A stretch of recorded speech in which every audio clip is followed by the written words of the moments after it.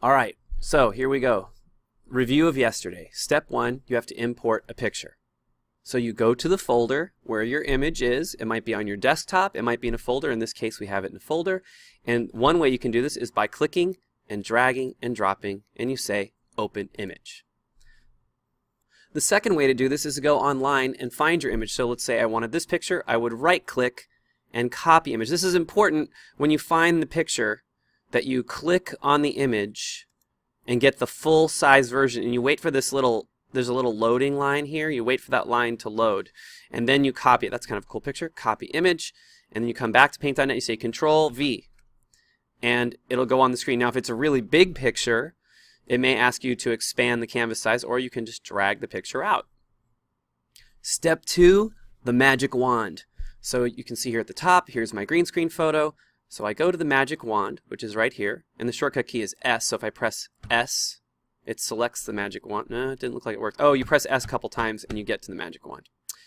Just press on the magic wand, click, and the first thing you're going to want to do is mess with the tolerance so that you know you're only selecting just the character. So I'm going to hit delete.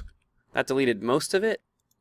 And then I'll delete that out, and then I might leave this, I might get rid of it. I'll probably just get rid of all that. So I'm going to click on those other spots, and I use the magnifying glass to zoom in. I drag a square, and then if I want to make it smaller again, I can just grab here. Okay? I'm going to zoom in and use the magnifying glass on the smaller places, and if it doesn't look like it's getting enough, see, it's not selecting all of the green, I can drag this until it's getting most of the green, then hit delete.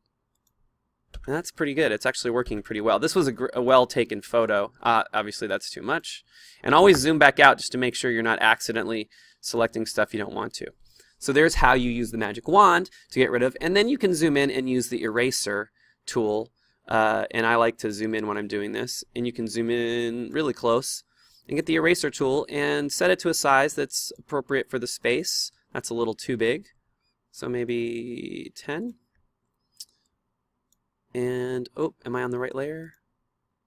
Oh, now if your eraser isn't working, there's a couple reasons why. Control D or Escape will actually get rid of any selection that's been made. Now if I do it, there it is. It's working. You also need to make sure you're on the right layer.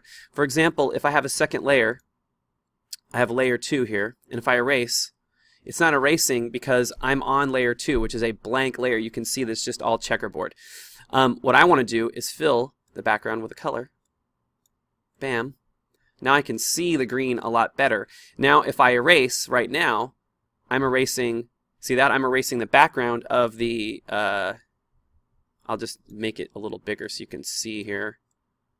You can see even on this layer 2, you can see that there's like something missing there. It's because I'm erasing physically on that layer. So I'm going to hit Control Z a couple times and I'll zoom back out. Okay?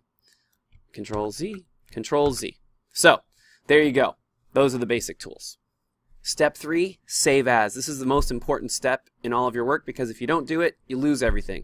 So I go back to my work that I've done so far. I go to File, Save As, and then it's very important that you know where you are saving your document. So for what we're doing right now, eventually I'm going to suggest that you always save to your H drive, which is under the computer. If you click on the arrow and then you click on this, you have an H drive where you have lots of your you have lots of space. But for right now, we're saving in Pictures. And if you have your own computer at home, this is a great place to save it. Anything that you're working on that's art or picture related. I'm going to click on Pictures, and then just right there, I'm going to save it, and we're going to name it by the period we're in. So right now, I'm just going to pretend I'm in period 1, and then the minus sign. This is a dash, but whenever I say dash, a lot of people do this. That's not a dash. That's a slash. Anyway.